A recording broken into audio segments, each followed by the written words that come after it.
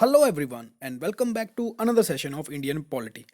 तो आज हम डिस्कस करेंगे पार्ट 14 और हाइलाइट्स क्या रहेंगी कि हम डिस्कस करने वाले हैं committee on public undertaking, public account committee, estimate committee, RTI यानी कि right to information act under 2005 और सुप्रीम कोर्ट, यानी कि हम इन 4-5 टॉपिक के ऊपर बात करने वाले हैं। तो जितने भी पॉइंट्स थे मैंने थंबनेल में डाल दिए हैं और ये आपको आने वाले सभी एग्जाम में हेल्पफुल रहेंगे, चाहे वो स्टेट का पीसीएस हो या क्लर्क लेवल का हो, यानी कि ए टू जेड, क्योंकि डीपली डिस्कस किया है। तो बिना किसी देरी के शुरू करते हैं। और हाँ, अगर आपने पहले से नहीं देखा है, दैट मीन्स ये सीरीज़ नहीं देखी है, तो प्लेलिस्ट में जाकर स्टार्टिंग से एंड तक देखिएगा आप लोग। और अभी मेरा पूरा फोकस है इसके ऊपर, तो मैं ट्राई करूँगा कि 4 या 5 और वीडियोज़ लेके इस सीरीज़ को कंप्लीट कर दिया जाए। तो आज टॉप 15 क्वेश्चन डिस्कस करेंगे। पहला क्वेश्चन देखते हैं आज का। तो भी ये लास्ट वीडियो के अंदर यानी कि पार्ट 13 के अंदर ये लास्ट क्वेश्चन था जो कि मैंने डिस्कस नहीं किया था। अगर आपने 13वां पार्ट नहीं देखा है तो यहाँ पे एक आई बटन आएगा, पहले वो देखिएगा क्योंकि इसी से जुड़ा हुआ सवाल है ये।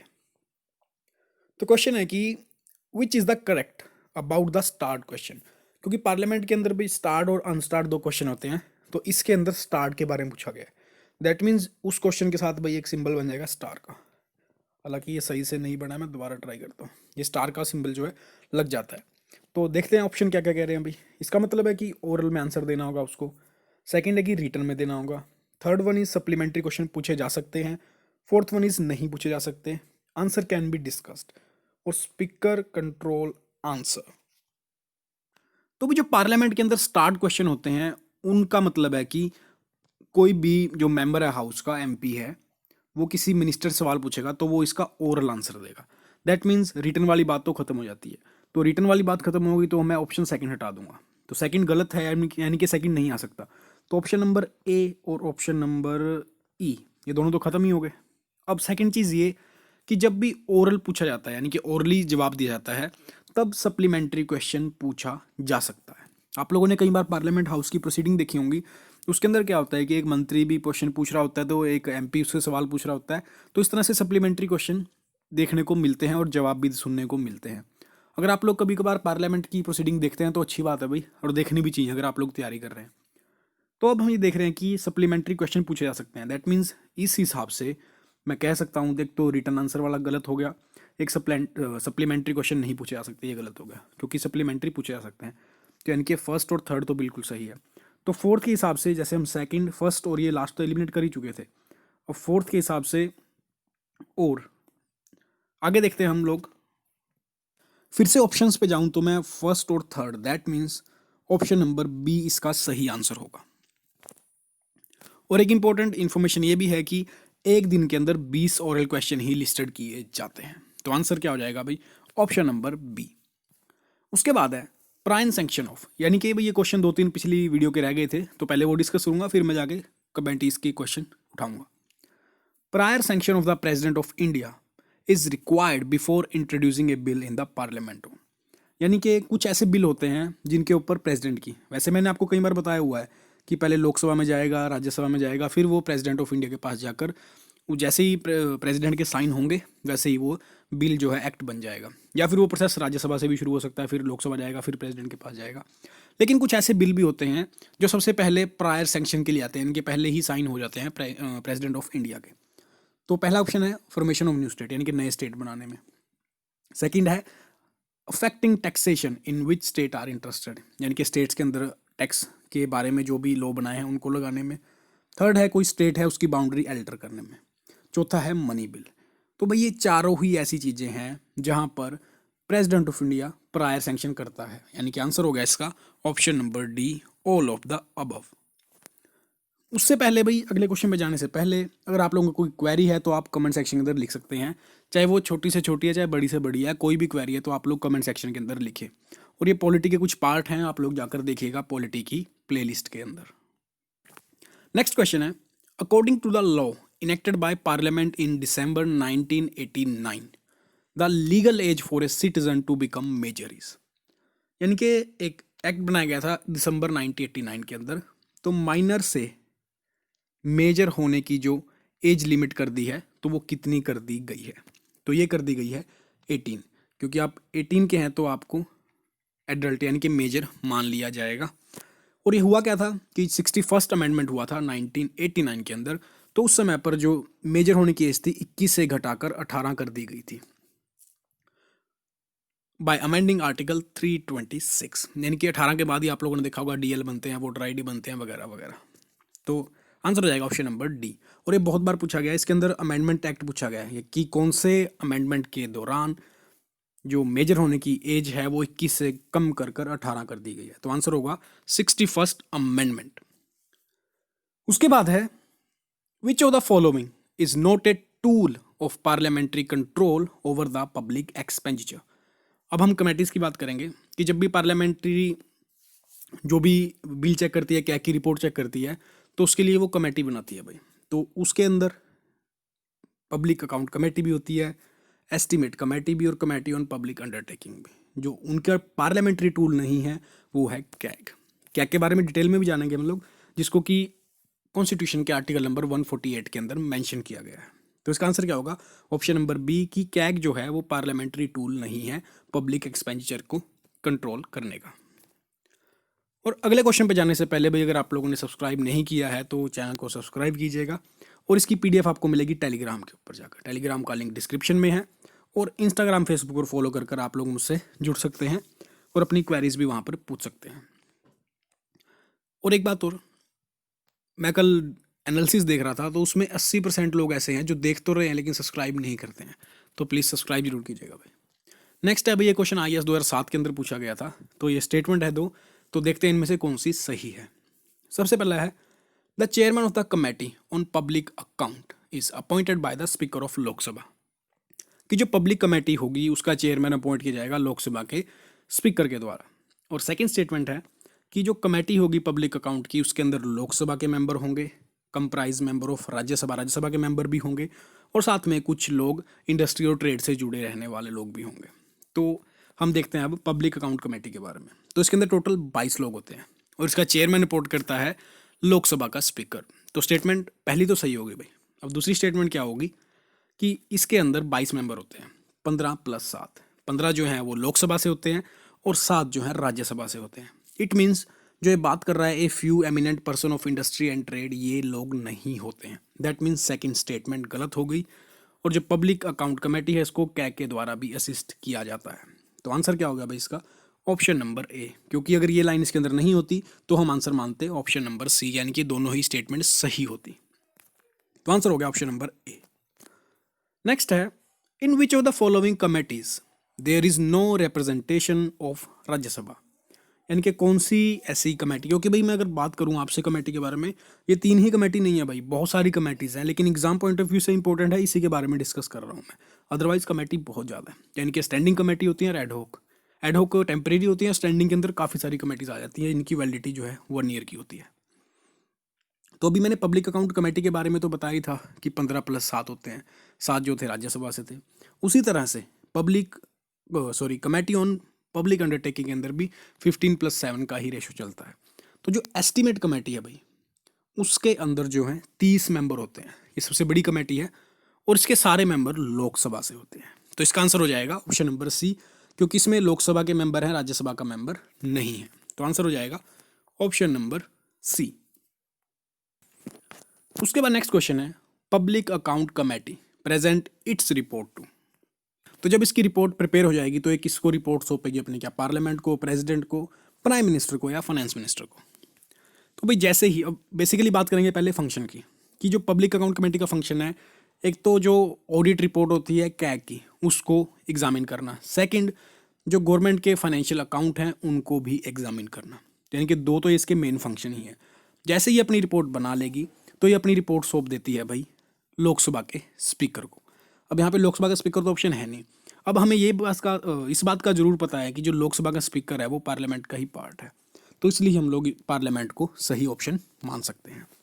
तो आंसर हो गया ऑप्शन नंबर ए। अदरवाइज हम लोकसभा के स्पीकर को ही आंसर लगाते हैं। आई होप आपको ये समझ आ गया होगा। अगर इसमें कोई इशू है तो आप कमेंट सेक्शन में पूछ लीजिएगा मेरे से, और वीडियो को लाइक जरूर कर दीजिएगा भाई। Consider the following statement which is true. ये IAS 2013 के अंदर पूछा गया है। इसमें 3 स्टेटमेंट दी गई हैं parliamentary committee on public account के बारे में। तो पहली क्या है? Consist of not more than 25 member of Lok Sabha. अब भाई ये तो आपको वेल एंड क्लियर होगा कि नॉट मोर देन 22 मेंबर होते हैं। 15 + 7। तो ये दूर दूर से गलत होगी पहली स्टेटमेंट तो, यानी कि ऑप्शन नंबर ए और ऑप्शन नंबर डी तो गलत ही हो गए। अब देखते हैं scrutinise appropriation and finance account of the government. अभी मैंने डिस्कस किया था पिछले क्वेश्चन में कि गवर्नमेंट के फाइनेंस अकाउंट को ये स्क्रूटनाइज करती है, चेक करती है। थर्ड है examine the report of CAG, ये भी मैंने बताया। That means option number B, second and third is the right answer.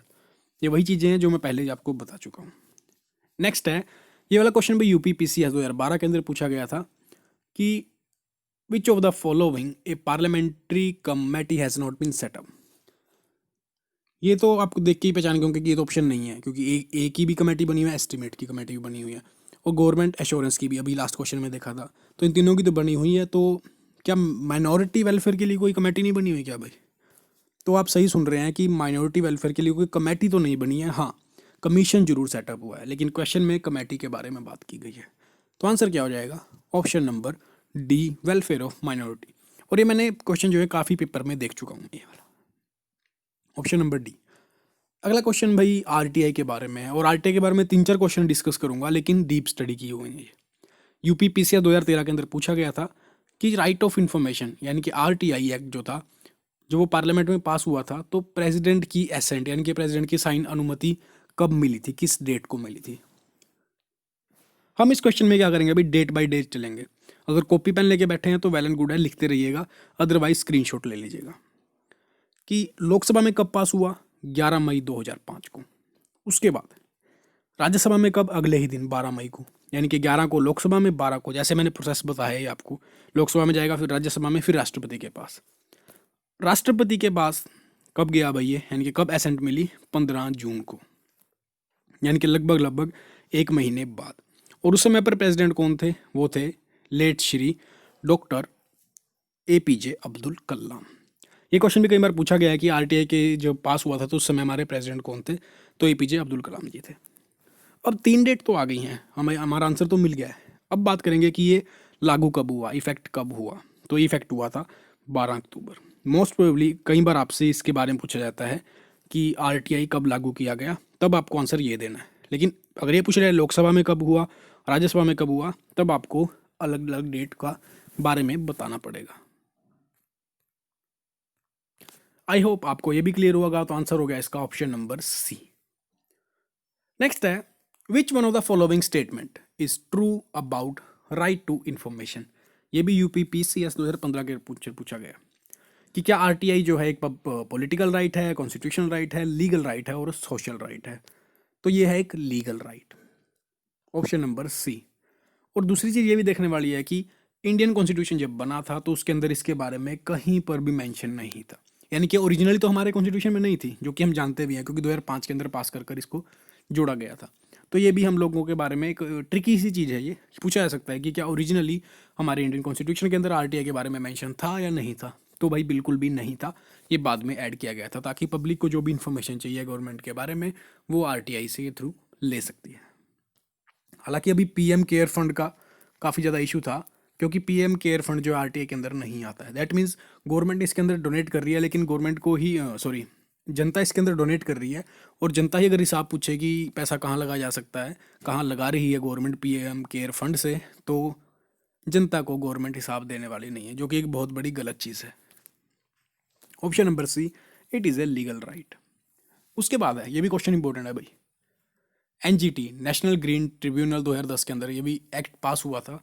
तो किस प्रोविजन के तहत इसको पास किया गया था, यानी कि क्या चीज़ देखकर, और आईएएस 2012 के अंदर क्वेश्चन पूछा गया। पहली बात तो ये है कि जो आर्टिकल 21 है, आर्टिकल 21 के बारे में मैंने डीपली डिस्कस किया हुआ है पार्ट 3 और 4 के अंदर, आप देख सकते हैं जाके। जो आर्टिकल 21 है वो protection of life and personal liberty देता है, जो कि एश्योर भी करता है कि सिटीजन को कि उनको एक हेल्दी इन्वायरमेंट मिले। तो इसी के तहत जो था एनजीटी पास किया गया था। इसके अलावा और कोई भी एक पर्टिकुलर रीज़न मेरे को इस ऑप्शन के अंदर कहीं नहीं दिख रहा। तो ऑप्शन नंबर ए जो है, the right to healthy environment constructed as a part of right to life under article 21। तो आंसर क्या होगा इसका? Option number A only. Next step बात करेंगे सुप्रीम कोर्ट के बारे में। When was supreme court inaugurated in India. तो सुप्रीम कोर्ट ऑफ इंडिया कब इनॉग्रेट हुआ? तो ये हुआ था भाई 28 जन 1950 के अंदर। तो क्वेश्चन का आंसर तो पता लग गया। अब देखेंगे कुछ अहम बातें। अब हुआ क्या था, क्या सुप्रीम कोर्ट पहले नहीं था क्या इंडिया के अंदर? बिल्कुल था, लेकिन उस समय पर क्या था भाई, उसको फेडरल कोर्ट, एक तो फेडरल कोर्ट को रिप्लेस किया था और साथ ही साथ उसने जो judicial committee on Privi council थी उसको भी रिप्लेस किया था। इन दोनों को ख़त्म कर कर सुप्रीम कोर्ट आ गया था, क्योंकि फेडरल कोर्ट जो था 1937 के अंदर आया था, 1935 गवर्नमेंट ऑफ इंडिया एक्ट के तहत। तो इन दोनों को रिप्लेस करके सुप्रीम कोर्ट इनोग्रेट किया गया 28 जन 1950 के अंदर, यानी कि 17 साल हो चुके हैं। और अगर मैं फेडरेशन की बात करूँ, फेडरल कोर्ट ऑफ इंडिया की, वो 1 अक्टूबर 1937 के अंदर हुआ था। इसी को रिप्लेस कर कर सुप्रीम कोर्ट बना था। और ये तो मैं भाई हिस्ट्री के लेक्चर के अंदर भी बहुत बार अच्छे से डिस्कस कर चुका हूँ। हिस्ट्री की प्लेलिस्ट भी आप लोग जाकर देख सकते हैं भाई, उसके अंदर भी काफ़ी अच्छी अच्छी वीडियो आई हुई हैं। नेक्स्ट है the current maximum possible strength of जजेस of supreme court of India is, यानी कि इस समय पर मैक्सिमम स्ट्रेंथ कितनी है सुप्रीम कोर्ट के अंदर जजेस की। ये क्वेश्चन काफ़ी ज़्यादा कंफ्यूजिंग रहता है, लेकिन मैं आपको आज डिटेल में बताने वाला हूँ। डिटेल में इसलिए कि एट प्रेजेंट कितने हैं और कितने हो सकते हैं। तो एट प्रेजेंट 34 मैक्सिमम हो सकते हैं, लेकिन इस समय पर वर्किंग कितने हैं? ये हैं 30, यानी कि 4 और सुप्रीम कोर्ट के अंदर जज ऐड किए जा सकते हैं। एट प्रेजेंट 30 है, दैट मीन्स 29 + 1, यानी कि 29 अलग जज और एक चीफ जस्टिस ऑफ इंडिया। अगर मैं इसके अंदर बात करूँ तो 33 + 1 हो जाएगा। अगर आप ज़्यादा जानकारी देखना चाहते हैं तो विकीपीडिया पर जाकर आप लोग देख सकते हैं कि अब इस टाइम पर जजेस कौन कौन से काम कर रहे हैं। चलिए आप लोगों के लिए भी क्वेश्चन देता हूँ, इस समय पर हमारे चीफ जस्टिस कौन है इंडिया के, तो ये भी कमेंट सेक्शन के अंदर बताइएगा। तो आंसर क्या होगा इसका? 30 आंसर हो गया। लेकिन अगर मैं अभी बोलूँ कि करंट सीटिंग जजेस कितने हैं, फिर उसका आंसर 30 हो जाएगा भाई। लेकिन इसने पूछा हुआ है कि मैक्सिमम पॉसिबल स्ट्रेंथ कितनी है अभी, और ये स्ट्रेंथ को कम या ज़्यादा करना किसके हाथ में होता है? ये होता है पार्लियामेंट के हाथ में। और as per the number of cases pending in supreme court of India, ये नंबर कम होने के चांसेस तो बहुत ज़्यादा हैं, नंबर ऑफ जजेस बढ़ जरूर सकते हैं। उसके बाद है नेक्स्ट एक क्वेश्चन भाई, बिहार पब्लिक सर्विस कमीशन के अंदर 2011 के अंदर पूछा गया था कि कौन सी स्टेटमेंट इसके अंदर सही नहीं है, यानी कि गलत है। सुप्रीम कोर्ट वॉज कॉन्स्टिट्यूटेड 1950, बिल्कुल सही है। Supreme court is the highest court of appeal in the country, ये भी बिल्कुल सही है, क्योंकि जब डिस्ट्रिक्ट कोर्ट से आप अपील क्या करोगे, हाई कोर्ट में जाओगे, हाई कोर्ट के फैसले को चैलेंज करना है तो आप सुप्रीम कोर्ट जाओगे। तो दोनों ही स्टेटमेंट बिल्कुल सही है। उसके बाद है सुप्रीम कोर्ट, एससी मैंने शॉर्ट फॉर्म करके सुप्रीम कोर्ट का एससी कर दिया भाई। Can hear from any high court tribunal except court martial. Court martial क्या होता है अभी आप लोगों ने सुना होगा या फिल्मों के अंदर देखा होगा। कोर्ट मार्शल बेसिकली क्या है कि एक court martial empowered to determine the guilt of a member of the arm force, यानी कि आर्म फोर्स के द्वारा कोई गलती की जाती है तो उसको डिटरमाइन करता है, और गिल्टी मिलता है तो उसको पनिशमेंट भी देता है।